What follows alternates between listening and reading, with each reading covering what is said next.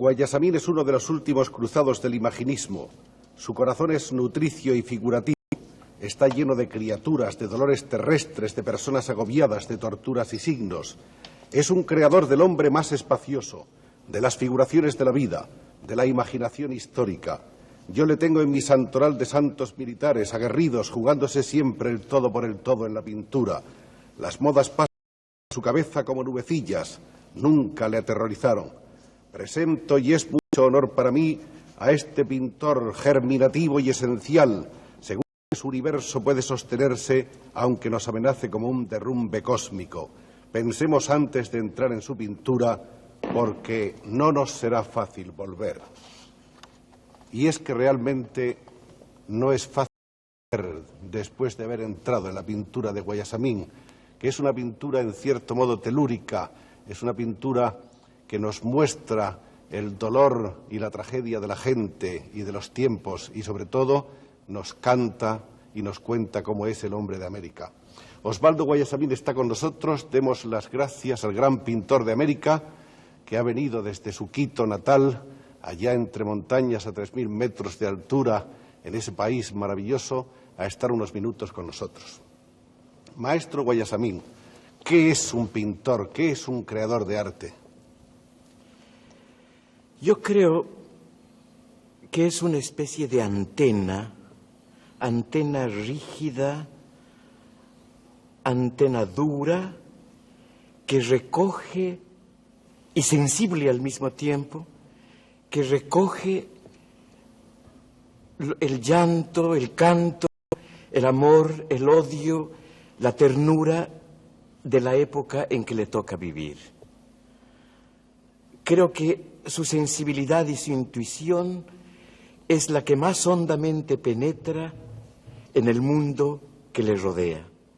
Atención con los políticos, con los sociólogos, con los economistas, porque el artista generalmente es el que más hondamente, el que más profundamente penetra en la realidad de su tiempo.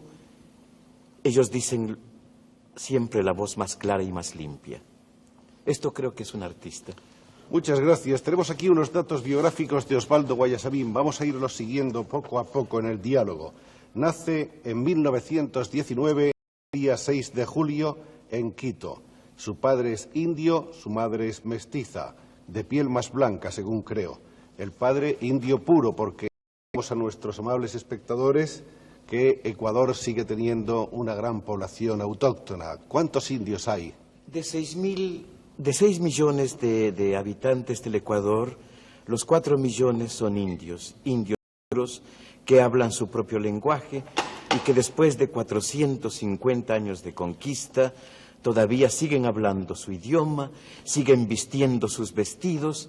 Quiero decir con esto que la conquista en el fue absorbida por este grupo poderoso de hombres de mi país, y del Perú, y de Bolivia, del norte de Chile, del sur de Colombia. Diríamos entonces que el indio ecuatoriano ha sido absolutamente impermeable a todas las cosas históricas que han venido sucediendo.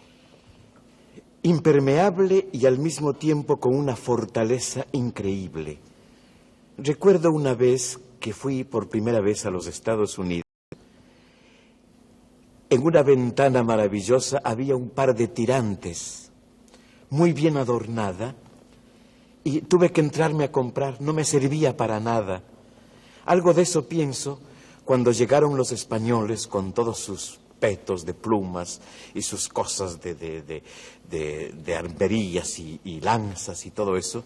Pues el indio se retiró un poco tranquilamente después de dar la fuerte batalla, y este español tan lleno de cosas, en el fondo, fue absorbido. Vino luego la independencia. ¿El indio ecuatoriano sigue siendo un indio pobre o, por el contrario, ocupando puestos de liderazgo, ya está, en fin, redimido? Absolutamente no. No. Es decir, de ninguna manera, ni siquiera desde la época de la conquista. Imagínese que en la época de la conquista existían alrededor de 100 millones de indios. En el siglo XVII quedaron creo que 400.000, los cuales ya después del siglo XVII es que otra vez a florecer, otra vez a nacer más niños indios, y ahora tenemos una población bastante amplia en este lado del Pacífico. Sus condiciones de vida, digamos, hablando de las mitas en la época de la conquista, digamos, hablando del Cerro Potosí, de donde salía toda la plata que venía a España y a Europa, se cuenta que entraban 3, 4.000 indios cada año y salían 4, 5, 2, que se les llamaba quixpes. Es un apellido muy común en el Ecuador y en el Perú, los liberados. Y cuando salían estos liberados, eran gentes extraordinarias, eran gentes que todo el mundo le admiraba, eran de los 3 o 4 hombres que salían vivos de estas cavernas.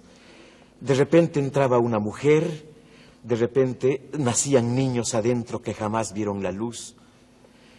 Esta cosa de las mitas fue tan terrible que ellos servían para todos los quehaceres, para todas las cosas duras, y sigue siendo exactamente igual hasta ahora. Hoy todavía, hace 2 o 3 años en el Ecuador, se vendía una hacienda con 200 toros, con 50 vacas, con burros y con 150, 200 indios.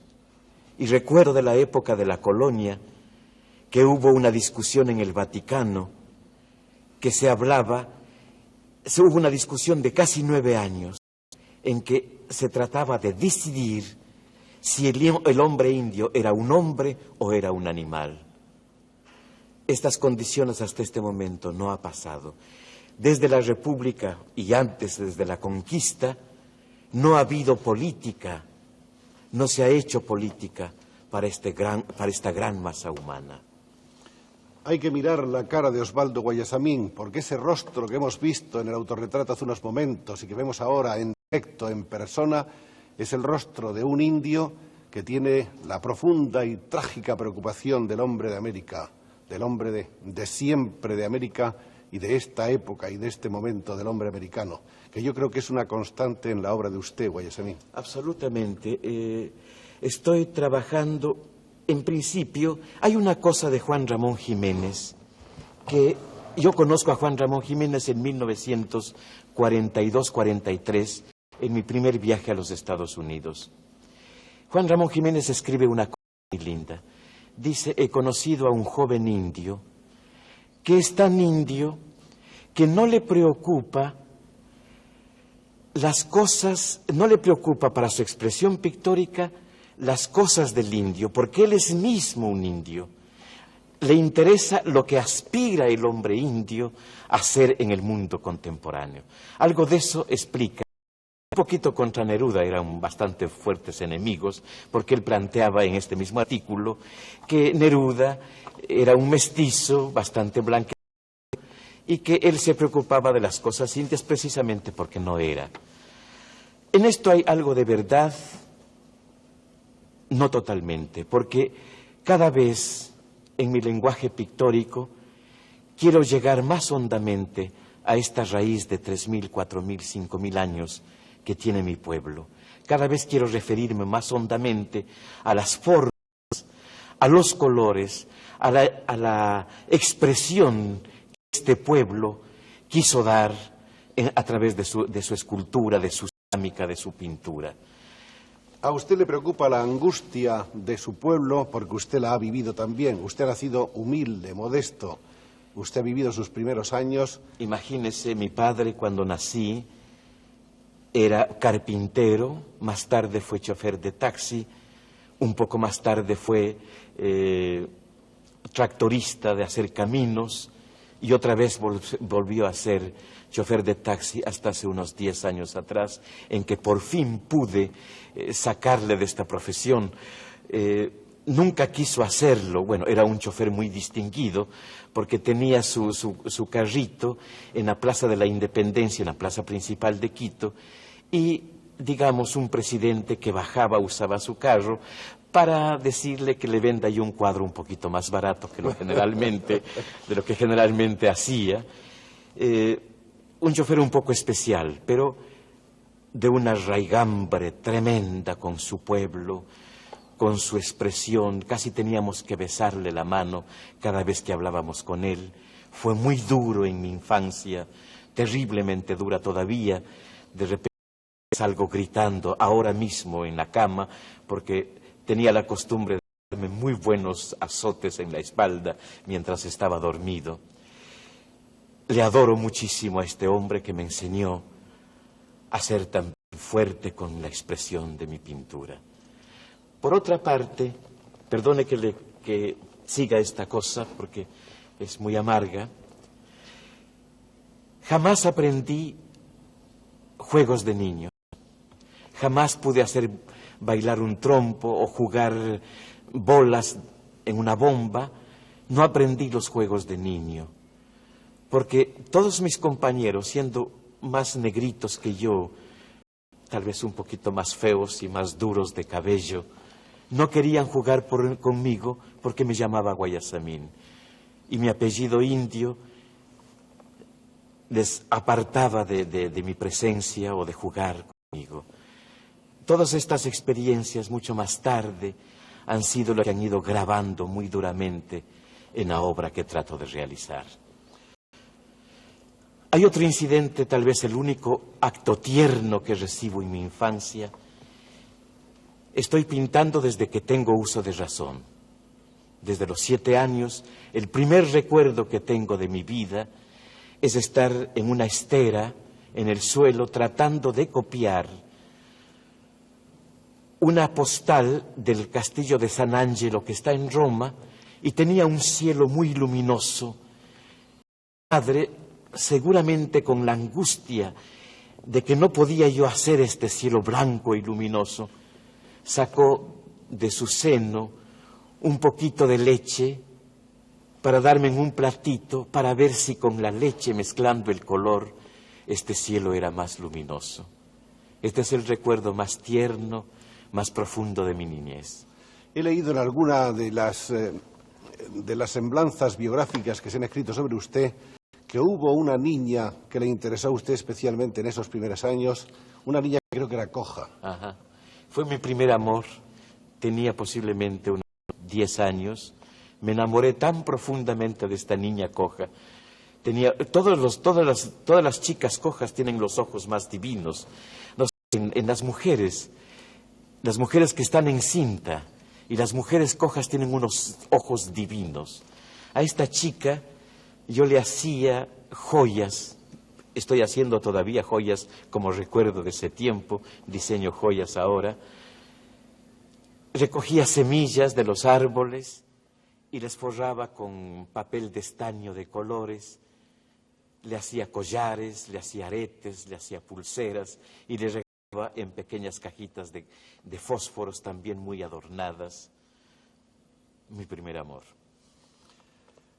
Vamos a ver un poco cómo Osvaldo Guayasamín, que es el primero de una familia de 10 hermanos, logra en esa casa humilde, a donde llegaba muy el dinero, según tengo entendido. Casa no, un cuartito de 4 metros cuadrados. En una sola habitación En estaban una sola todos. habitación dividida con una cortinita sucia. Era la cama de mi padre y de mi madre y 2 camitas donde dormíamos cruzados, como ahora venden las botellas, cruzados para no caer de la cama, para alcanzar en la cama.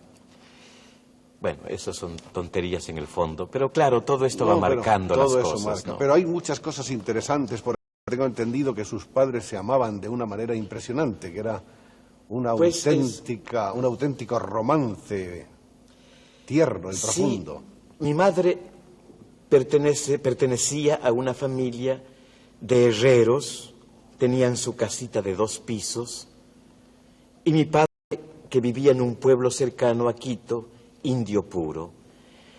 La familia de mi padre estaba completamente en contra de que mi padre se casara con una mujer de la ciudad.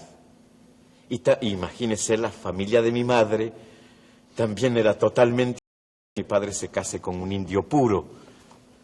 Entonces parece que el romance se hacía a través de colores, de pañuelos de colores, porque él llegaba desde una montaña a caballo, era una cosa muy tierna. Pero este enfrentamiento entre las dos familias produce su miseria en la que yo nazco, porque ninguno de las dos familias aceptan este matrimonio y estos años para mí, que soy el primer hijo, son muy duros.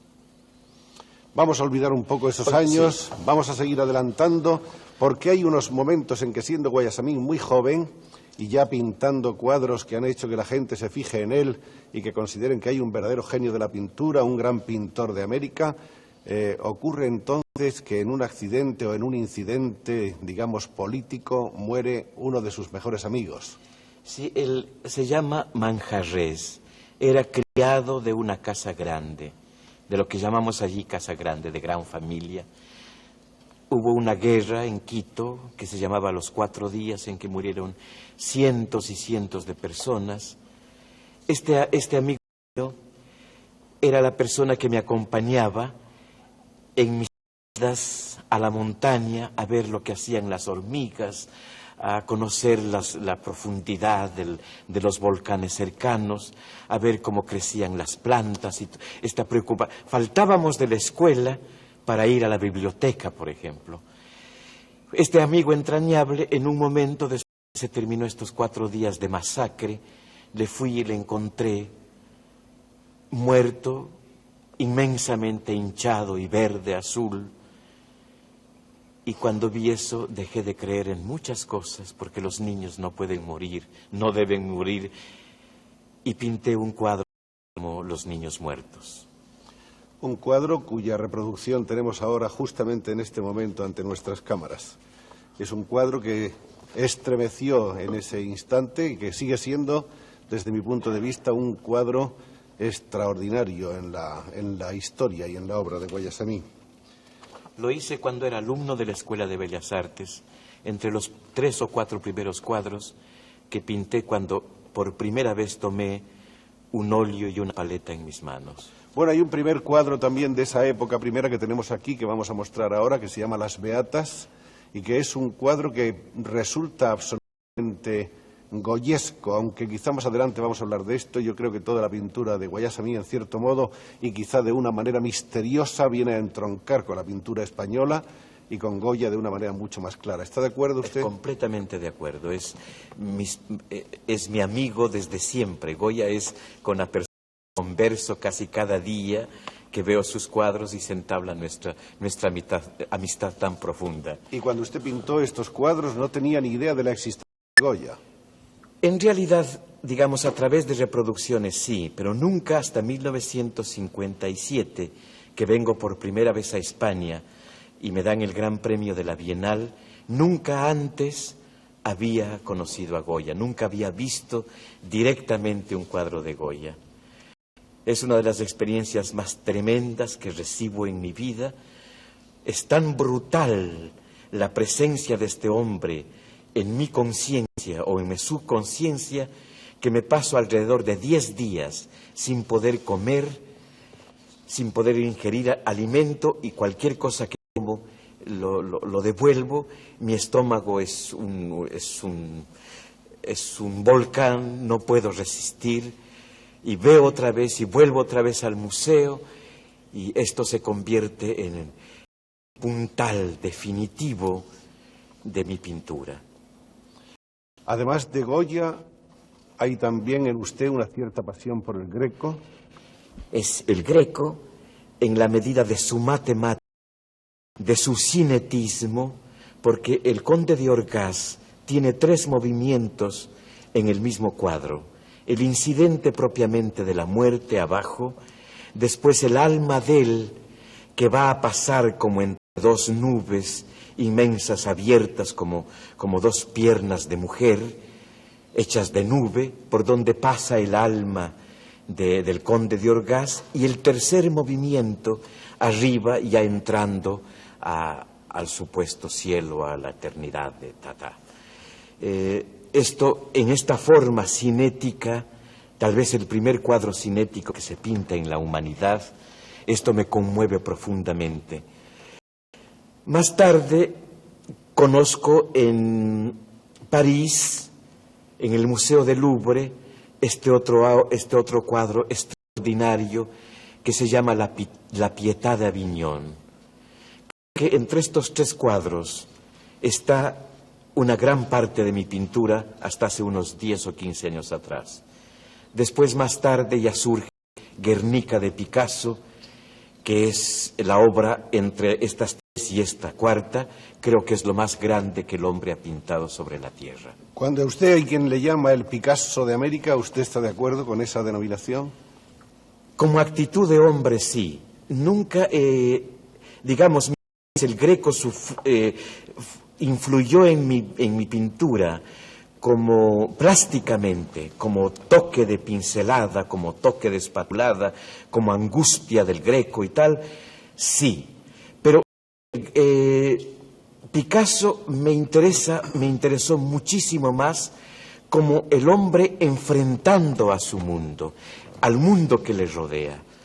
La actitud de Picasso es la que me interesa, no tanto su pintura, porque creo que hago otra cosa diferente. Además, tenemos un planteamiento muy distinto. Picasso es un hombre que su poder de captación le hace como una gota de aceite que se extiende en un papel. Él quiere conocer todo, quiere entrar en todo. Y entra Y descubre cosas y maravilla al mundo con sus colores, con sus texturas, con sus formas completamente diferentes a todo lo que se había hecho antes en pintura en el mundo. Pero yo creo que soy humildemente todo lo contrario.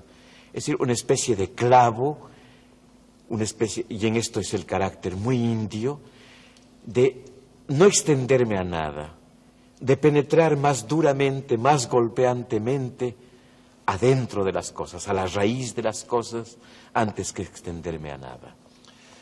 De acuerdo con esta teoría que tan estupendamente ha expresado el maestro Guayasamín, realiza una primera serie pictórica que es una serie impresionante cuyo nombre en quechua es Huacaiñán, que significa traducido el camino del llanto.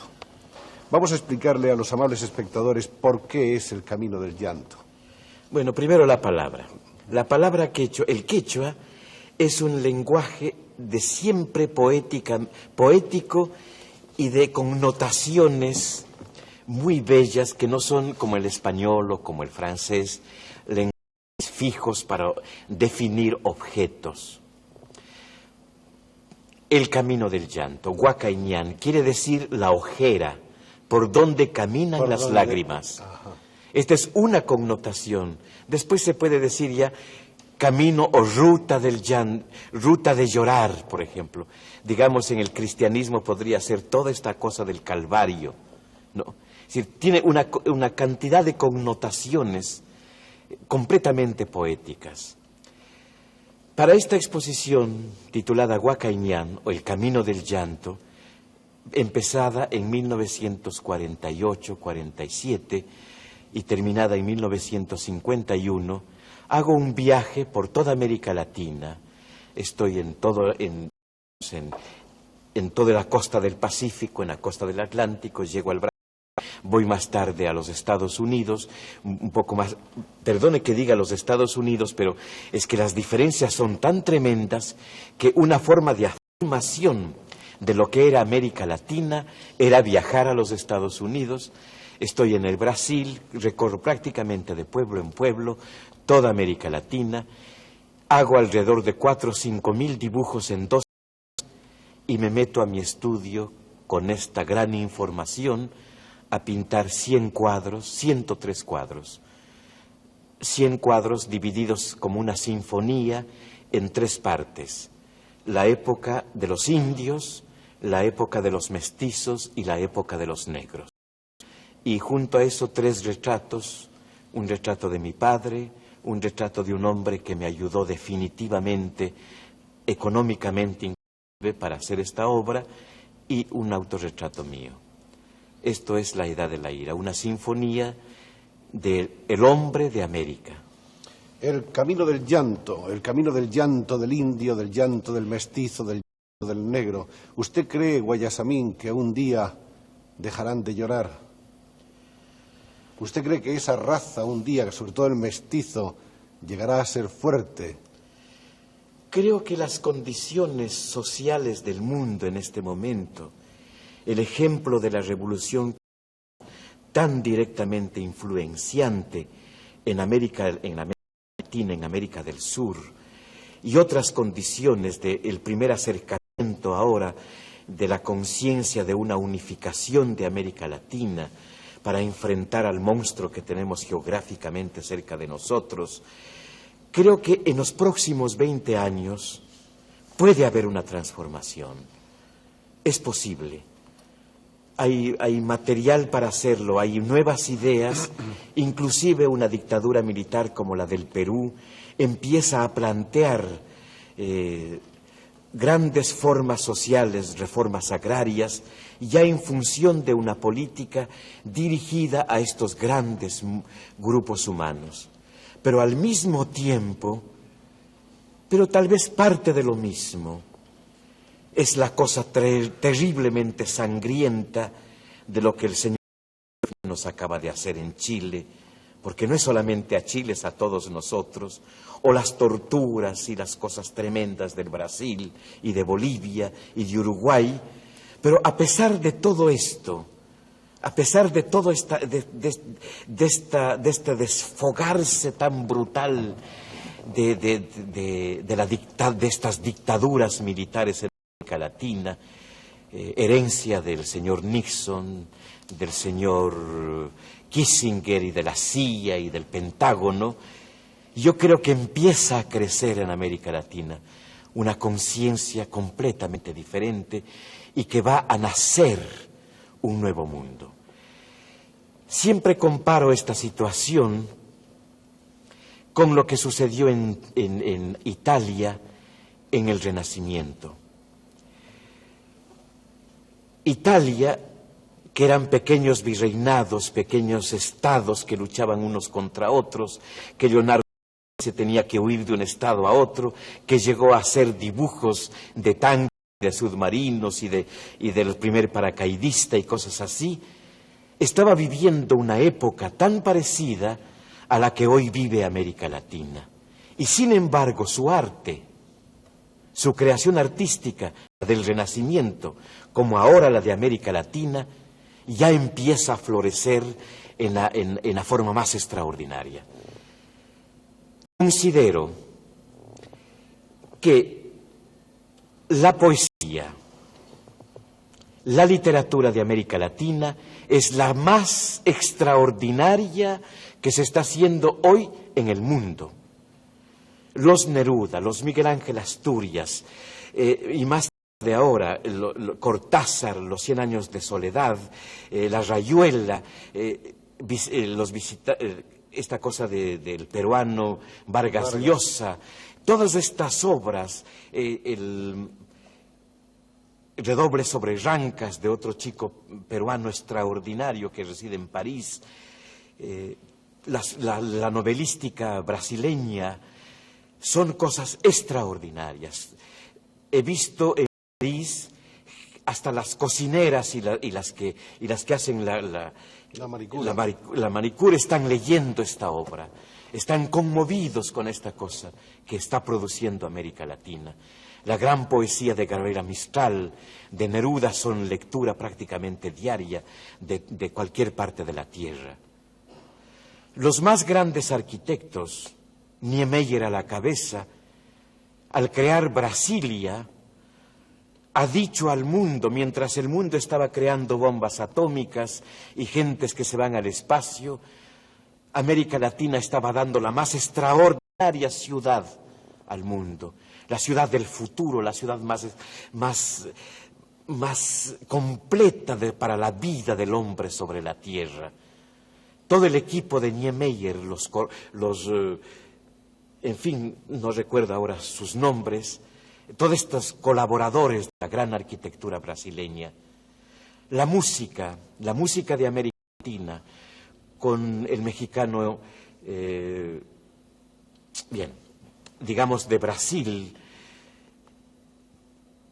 Yo para los nombres soy muy malo, pero hay una pléyade de músicos en Argentina, en Brasil, en México, que empiezan a dar una música ya Villalobos de Brasil, Finastera de Argentina, Chávez de México, y sobre todo la música popular de este hombre maravilloso llamado Atahualpa Yupanqui y de todo un grupo de jóvenes chilenos que empiezan a hacer música de protesta y que se que se canta en toda América, en todo el mundo, lo mismo en Francia que en Alemania, que en todas partes de América Latina.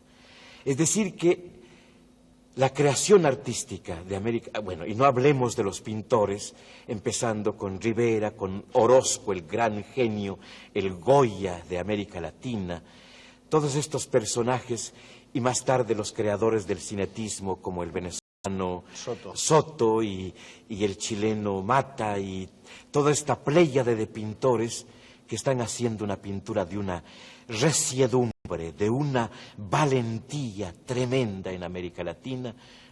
En París, nada parecido a ellos. ¿Usted se cree un hombre occidental? Absolutamente no. No. América Latina no es Occidente.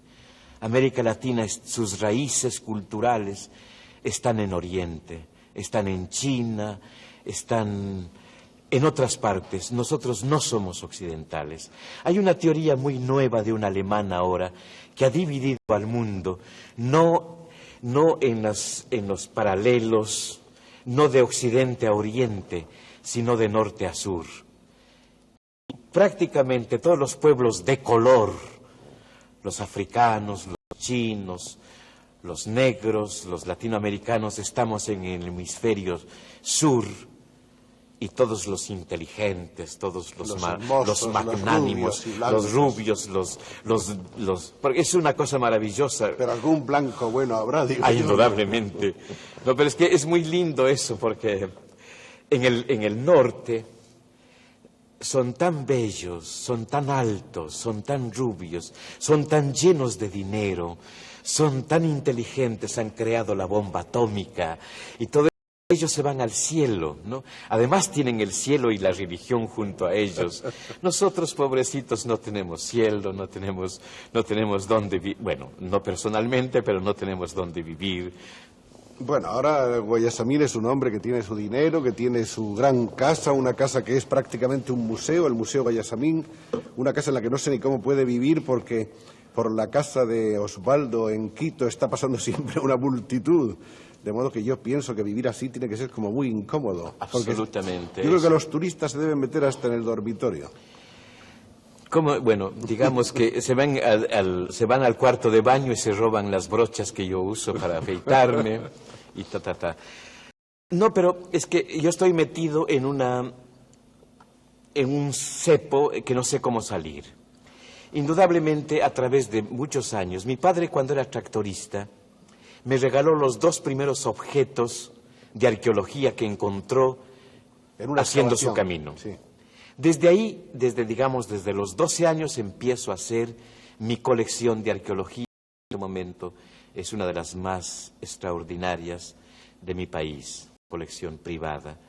Empiezo a comprar objetos, casi todo mi dinero que gano, compro cosas hasta ahora mismo, digamos, tengo una colección de arte de la colonia muy importante, pero esto no quiero gozarlo yo solamente. Es por eso que mi casa es abierta y toda la gente pasa porque no les puedo prohibir que vean estas cosas.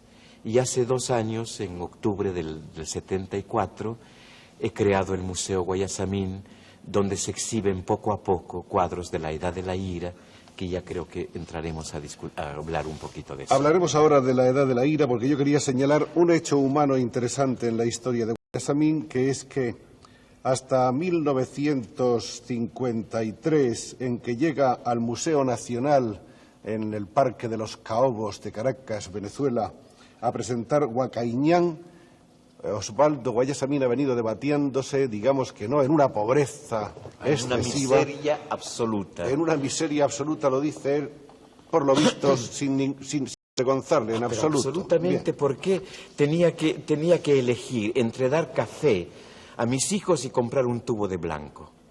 Además, yo me pasaba horas y horas preparando mis propios colores, mezclando tierras de color con aceite, pero días tras días de moler color, y eso me ha hecho mucho bien, porque sé cuando uno trabaja el color, cuando uno lo muele al color, uno después sabe que esto es la voz, la palabra, que esto es el sonido, y lo tiene muy en cuenta para poder decir las cosas más puramente, más limpiamente, más directamente. Y aquí está la anécdota, perdón un momento, Guayasamín.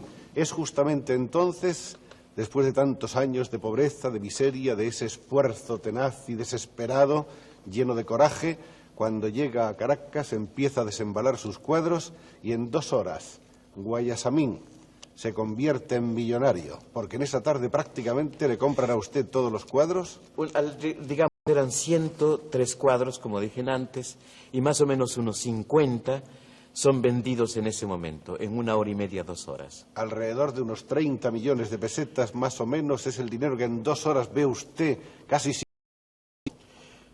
Bueno, mis deudas eran tan grandes, había empeñado tantas cosas en Quito, que regreso con ese dinerito aquí al Ecuador y empiezo a sacar mis cacharros, mis cosas, mis vestidos, mis corbatas. Había la posibilidad en mi país tan humilde de empeñar los cordones de los zapatos. No me diga. A tanta miseria se podía llegar. ¿Y quedaban por eso? Poco darían por los cordones posiblemente de los zapatos. Una copa de trago, por cordones de zapatos, posiblemente una copa de caña con un poquito de cal adentro, porque como era tan poco lo que daban, hacíamos poner cal adentro del trago para que sepa un poco más duramente en la lengua. Imagínate. Entonces, cuando se queda usted sin esos cuadros que han significado tanto trabajo, tantos años de esfuerzo, tanto dolor y tanto amor y tanta comprensión y tanta vocación de futuro, es cuando usted comprende que ha ganado un dinero importante, ha perdido su obra. Mi obra. Es la razón por la cual, desde inmediatamente del 52 que hago esta exposición en Caracas, con una parte de eso me dan el Gran Premio de la Bienal de España, otra parte en los Estados Unidos, en una exposición. Es decir, se vende todo. Soy propietario de esta Huacaiñán, soy propietario apenas de cuadros, un autorretrato, unas cosas así. Tal vez lo mejor, pero todo lo demás desapareció. Espero que algún día la gente, alguna persona, no ha de ser de mi país, pero de alguna parte reúna otra vez estos cuadros. Y es cuando usted decide hacer una nueva colección. La Edad de la Ira. En Usted a vender en 1952 empiezan a hacer La Edad de la Ira, no con ese nombre, y ahora estoy creando un museo. He comprado un enorme terreno de 16.000 metros cuadrados en una montaña en Quito, donde en los próximos meses empezaré la creación del Museo de la Edad de la Ira para entregar esta obra a mi país. He pintado más de 5.000 cuadros en los 50 años que tengo, de 56, voy a cumplir en julio 57. Casi nada de esta obra, digamos unos cuadros regalados, están en el Ecuador. Y es una obligación moral que yo entregue esta obra a mi país. De dónde salió toda mi amargura, de dónde salió todos los azotes, todas las cosas duras. Quiero entregar esta obra a la gente que me formó tan duramente. La Edad de la Ira se compone de más de 200 cuadros. 250 cuadros, pero en el museo, aparte de eso, una colección de arte arqueológico, una selección en función de la cosa plástica de la Edad de la Ira, es decir, el uso de formas plásticas que son aprovechadas en la Edad de la Ira, después una colección de 30, 40 piezas de la colonia, donde hay muchos Cristos, mucha gente descarnada, que es parte de la Edad de la Ira, plástica, y se entrará después de unas 30, 40 obras de retrospectiva que estoy reuniendo ahora, que estoy comprando ahora, cuadros que están en mi país, que están en el extranjero, estoy tratando de adquirir para completar una retrospectiva que lleve a la Edad de la Ira. En este salón ya inmenso será presentado esta obra. La Edad de la Ira es más ambiciosa en cuanto a universalidad que el Camino del Llanto. Ahí en la Edad de la Ira lo que quiere usted reflejar es un poco el mundo en que vivimos. Es decir, es casi lo normal en el proceso. Cuando termino de contar el Camino del Llanto de América Latina, nace normalmente el contar, como esta antena dura que le decía en antes, qué es el mundo en que vivo. Y el mundo en que vivo casi desde que nazco. Es decir, en los 19 años, en el año 19, se acaba la Guerra Mundial y las primeras revistas, cuando tengo uso de conciencia, son de tanques, de barcos, de los primeros aviones, de gentes ahogándose en el mar, y esto va cuajando toda esta cosa que ahora la quiero expresar. Después vengo a España, me paso casi un año aquí, recorro toda España de pueblo en pueblo, voy haciendo diseños sobre lo que más tarde se llamará 7 cuadros de las mujeres llorando, porque entonces preguntaba, sin discriminación, qué había pasado aquí. Y cada mujer me hablaba de que murió su esposo, su hijo, su padre. En fin, hice alrededor de unos 200, 300 dibujos solamente para pintar estas 7 mujeres llorando. Después, como la vez anterior, hice un viaje por América Latina, esta vez un viaje mucho más largo, de casi 3, 4 años, por todos los campos de concentración.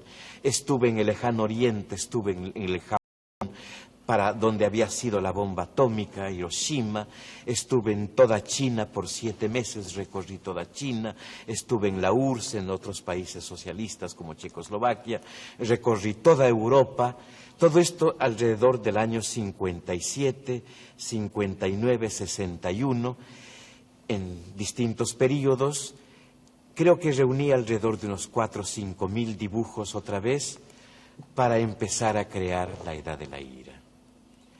La Edad de la Ira es una demostración de que este siglo que me ha tocado vivir ha sido el más duro y el más cruel que jamás el hombre antes enfrentó. Los campos de concentración, 6 millones de judíos muertos en campos de concentración, 12 millones de rusos, toda esta hecatombe, la bomba de Hiroshima, el crimen mayor que se ha cometido en nuestro tiempo, el crimen de computadora, Vietnam, Biafra, todo este siglo monstruoso del odio del hombre contra el hombre, es el que quiero expresar en estos cuadros. Y no van a ser terminados. Estaban en principio 250 y de repente nos viene lo de Chile. ¿Y qué puedo hacer? Hasta alguna vez intenté pintar, después de terminar esto, una cosa que se llamaría la Edad del Amor, pero en realidad los sucesos son tan duros que lo que tendría que pintar es la Edad de la Náusea. No habrá nunca una Edad del Amor, Guayasamín. Mientras no se termine esto. Mientras tanto, Guayasamín ha ido naturalmente en pleno éxito, siendo homenajeado, condecorado, favorecido con distinciones, con amistad, ha conocido a todos nuestro tiempo, ha estado conversando con Einstein, ha estado conversando con Mao Zedong, durante una conversación muy larga, según tengo entendido. Ha conversado con Fidel Castro varias veces, que por otra parte le ha encargado trabajos como el famoso de Playa Girón. Ha conocido usted casi a todos los personajes y de relieve de mi siglo, siglo. De la época que me ha tocado vivir. He estado, íntimamente, he vivido en casa de Neruda, soy íntimo amigo de Cortázar, de Vargas Llosa, en fin, soy muy amigo, he sido muy amigo de Miguel Ángel Asturias, de Gabriela Mistral, a quien hizo un retrato maravilloso, a Neruda también lo he hecho. En fin, es una suerte. En unas fotografías hace unos años abrazando a Salvador Allende. Fue uno de los grandes amigos que he tenido en mi vida, con una amistad de 11 años. Le conocí en 1959 y después le encontré en 1961 en Cuba, y desde ahí tuve una gran amistad con él. He pintado un cuadro, ahora que él ha muerto, también con otra persona, un joven de 37 años, que era un compositor extraordinario, y la muerte de Neruda me llevaron a pintar un cuadro ahora que se llama Lágrimas de Sangre, y que le he vuelto el cuadro clave de la edad, pintado en 1973 en Barcelona, homenaje a Salvador Allende, Pablo Neruda, Víctor Jara, Nosotros los Pueblos. Es este cuadro que acabamos de ver ahora. De todos esos personajes que usted ha conocido, ¿cuál es el que le ha impresionado más? Como hombre latino, indudablemente Fidel Castro. Fidel Castro, un hombrón de casi 2 metros de altura, es la única persona donde yo me he sentido muy chiquitito, que al abrazarle, estoy hablando de una cosa física, que al abrazarlo he quedado casi por aquí, por la altura de sus plexos, en fin. Pero todo lo que él ha realizado en América Latina es tan extraordinario. Creo que es más grande que Bolívar en este momento. Creo que toda la integración de que se habla ahora en el continente es nacido de su revolución, nacido de sus intenciones de crear un nuevo mundo. Allende era un gran político. Era un médico de tremenda ternura. No creo que sea un político. Ha sido más un humanista, y como un humanista quiso componer la realidad de Chile. Fracasó rotundamente, posiblemente porque hay que ser duro y cruel en este mundo de crueldad. ¿Se encontró usted feliz en China? Viajé 7 meses. Tengo una admiración profunda por China, sobre todo porque es una especie de encontrón para mí de mis ancestros.